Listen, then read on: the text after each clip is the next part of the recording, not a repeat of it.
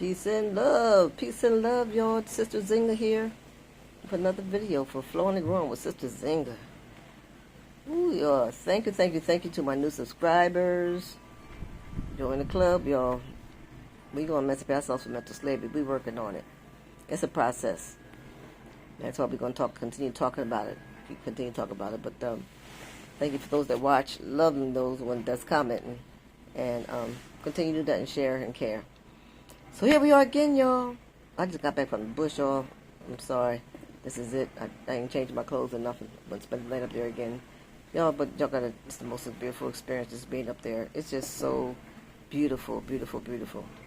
Being up, way up in the mountains, and you look down, you see nothing but there's greenery all over the place. And at nighttime, the moon comes out, or you still watch the sun go down, and the moon comes out, and just like a spotlight on you. You see the beautiful stars because there's no contrast and there's no lights around anywhere, just in the dark, except for whatever you got going on, in your place there. But wow, I love it. I love it. So, excuse me. Worked hard today, working on kind of clearing the space. It's getting a lot of different work done, but things add up. You pile up all the plants here and stuff here, and so anyway, what I did was clean, because the best thing to do is to keep your area clean and clear, so you can see, there possibly no snakes or no spiders or nothing like that can be gathered. Things like to collect underneath piles of wood, or when you got a pile of this, a pile of that, it's not good to have that. So you have to keep your area clean.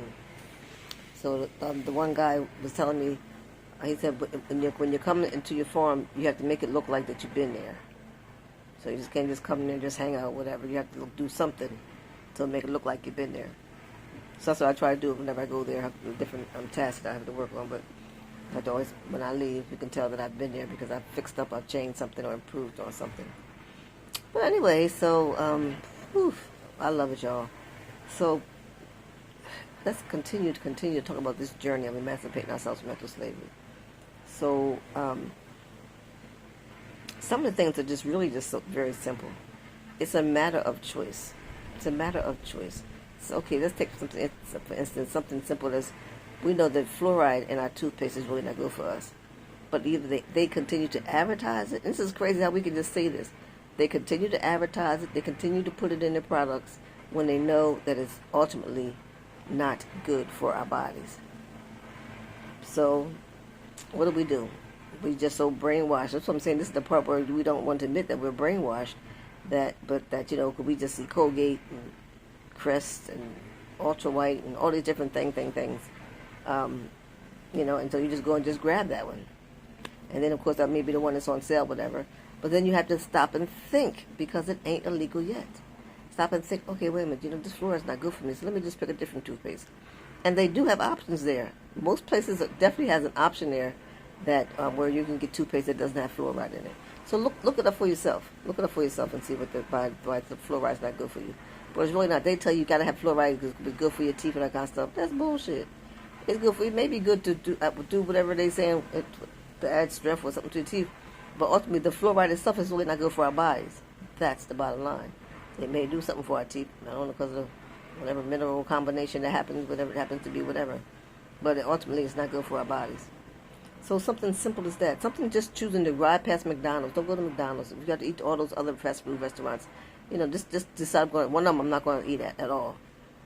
These are the simple choices that we can make in doing and emancipating ourselves from mental slavery by simply just choosing not to do certain things and just choose not to eat pork. If you don't eat pork and you eat beef, choose just not to eat beef. And so you still have chicken and turkey and lamb and, and whatever else, other kind of meats they got. People eat, what's that stuff, the Jamaican dishes, oxtail and different stuff. So, yeah, you got other options. It's all about loving up on yourself and knowing that ultimately you're working on longevity for yourself. It's just a simple decision that you can just choose not to do that particular thing. Sometimes, we go on these computers, you can see, you should be able to see, or if you can't see that's part of the programming that is clearly on this mental slavery, that you can see that most people, I would say everybody spends too much time on these phones. Everybody, including myself. I be paying attention because I'm like, okay, too much time. That we have to really just simply just, I think there's something on our phone that we could do that will put a timer on there, and your phone will turn off, your screen will go blank or something like that, or either whatever. If you're in an app, it'll just time you out of that particular app. There's something you can do that you can get on your phone, but just, you have to just be mindful of your own self. I said, damn, you know what I'm saying? I came here to look up some new toothpaste, whatever, and next thing you know, 45 minutes had passed, and you ain't even got to the website that where the toothpaste is. Has that ever happened to you? It's happened to me. Like, I'm looking for, getting on for one thing, and end up going, like, all the way around the mulberry bush, and then even get to the thing that I even intentionally picked the right thing up to do. Excuse me.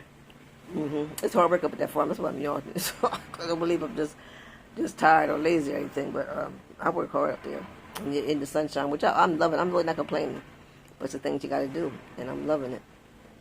So yeah, these are some of the simple things, and and then like think about words. Words were made up. Okay, this time I'm making up these words, and that whoever's making up these words has no good intention about us, because how they didn't give us a name from African to Afros, Afro-Americans, Negroes, nigger, blacks, all this kind of bullshit names. Somebody gave us his names. But this is the stuff that we have to protest and have to stop using it when it comes to an application. If they don't have what you're on there, then click it off and just say other. Because every group of people comes from a certain land. Okay? Jamaicans come from Jamaica. Chinese people come from China. Okay? Germans come from Germany. Okay? Africans came from Africa. So if you're an African that came from Africa, okay, then you just need to just straight up just say you're African. You're not African American. You're not a hyphenated. Why gotta be hyphenated? They're not all German Americans, Chinese Americans. So why we have to hyphenate our own? So I'm just saying. So these are simple things that we could do to start, going against the system, because to stop doing that to your own self. You're creating your own demise. They call us minorities. We're not minorities. There's more people of color in the world than is not. But again, that's another thing. There's always a negative connotation that they've come up with. And this is the stuff. This is the mental slavery that they're telling you who you are. You should already know who you are. Know thyself. Know yourself. I mean, then when they say that the neighborhoods that we live in, it's the ghetto or something's urban, and then the suburbs. Look how they labeled all this stuff. How they made this shit out. Clearly, you can see that they're all the ones that has to do with people of color. They have negative connotations to them. They made this shit up. I mean, this area they call it the ghetto. I don't live in no damn ghetto. I grew up in a nice neighborhood. It may not have been around a whole bunch of white people. It was by my people. And my people, when I grew up, my people were progressive. We had our own barbershop, our own pharmacy, our own insurance man, ice cream parlor, shoe shine man. What else? Insurance man, doctor. Doctor used to come out at our house and visit us when I was coming up. So, but through all this BS that they didn't twisted our minds and making us think that the ice is colder on the other side, making us think we don't want our own. So we have to just start slowly just liberating yourself from certain bullshit, because these things were made up. All the words were made up. Look at the word conspiracy.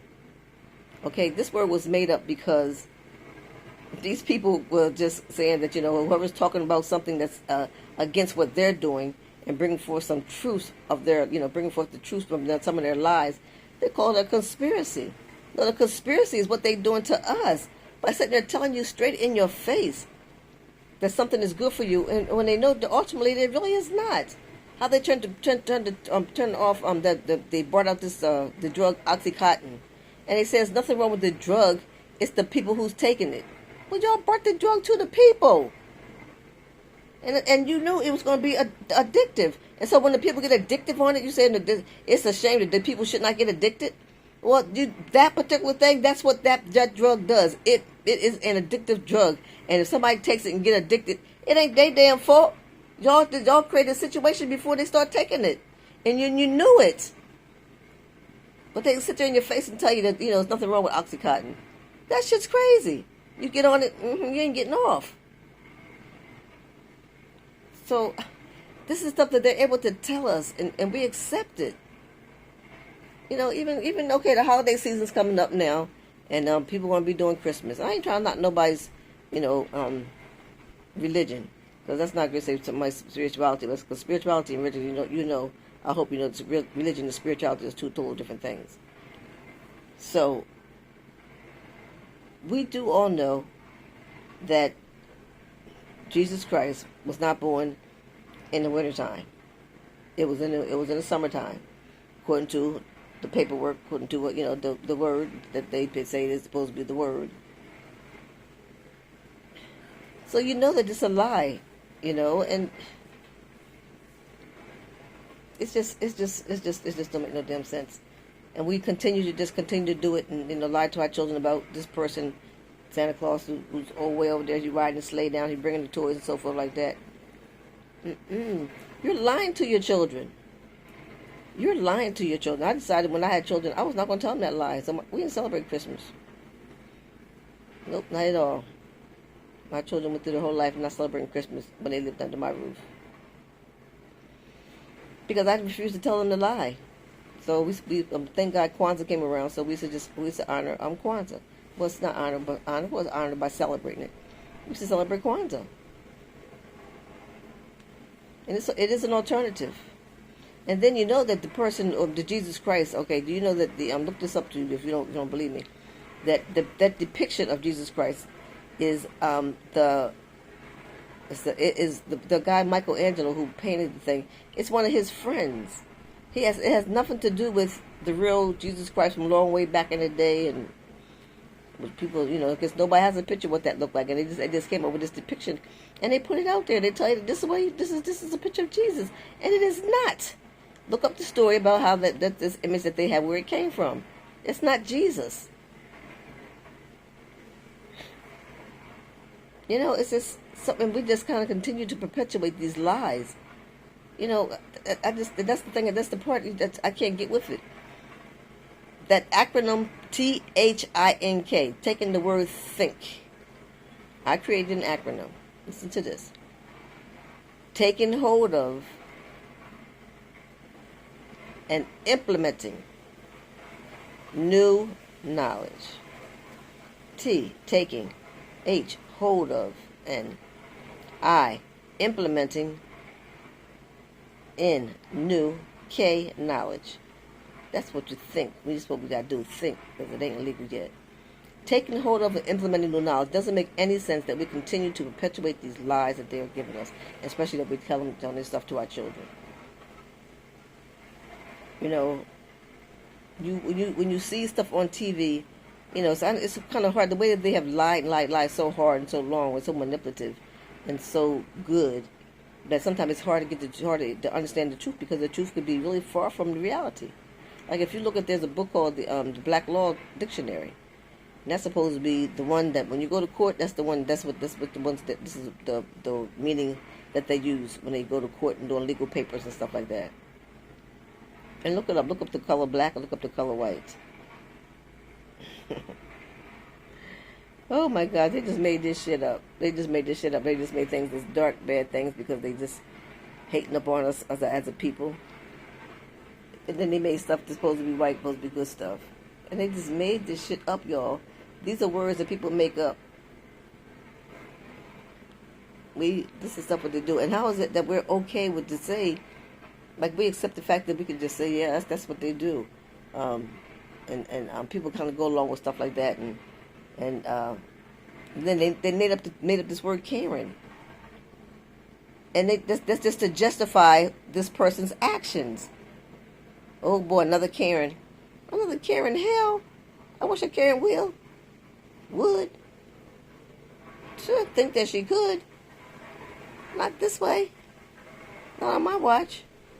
But we act like it's funny. We got girls that just, here comes another Karen. This Karen had to do this. And so what we accepted, we are normalizing it. We're normalizing the fact that these white women can just go off on us anytime the hell they want to. Talk to us any kind of way. Get into our business. tap on our car and have a conversation, stand in front of it to stop us from moving and going somewhere. How the hell do they think they can do that? Because we normalize it, because they're a Karen, and we just say, oh, here, it was a Karen. Well, our child, I had this Karen. No, that's some bullshit. Don't normalize that stuff. I'm not going to accept that. That means you're accepting this action from a person, and then you're just saying, this is another Karen, like brushing it off. Oh no, that's not okay for these people to do this. A Karen or a Ken, to get into our business, to pull up and just say things to us and stop us and try to step in, intercede, like they are somebody. Oh hell no. So just stop, little stuff, just when you got a problem with a bill. I had a problem. I'm gonna tell you this story. I had a problem with my credit card, and it wasn't that the fact that it was, that it was just over $6.99, but I got a new credit card, and then I have something that I use, and so it was time for it to be renewed. Okay, and I didn't want to renew it. I got the little message, when I got the emails that it was time to renew it, and so I didn't renew it because I knew for this particular month I wasn't going to use it. Okay, I'm just telling you, it was just Amazon Prime. So sometimes I turn Amazon Prime on, sometimes I don't, and so I didn't want to renew it. But I had gotten a new credit card, and so in order for them to to bill me, that means that I had they kept on saying they changed my billing information, and I never did it. But guess what? Come up on my bill, I ain't charged. They had automatically took that money out of my account for Prime. I'm like, what?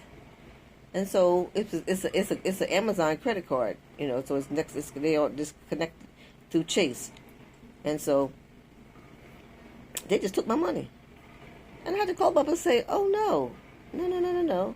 Oh well, we know what we were doing, like they were doing me a favor. That we know that you do renew this, and so we would just go ahead and letting them renew it. I said, no, but you mean you used my card without my permission? I did not give you my permission to use my card. I know that the membership was expired, but I didn't care to renew it. And I don't care what kind of connection you guys have together. You just can't go in there just to go in there into my information and give it to somebody to take my money. So I had to go back and forth a couple of times, but it was worth the effort because they get my money back. That's crazy. But some people say, well, it's only $6, or I ain't got no time to be calling these people. It's whatever.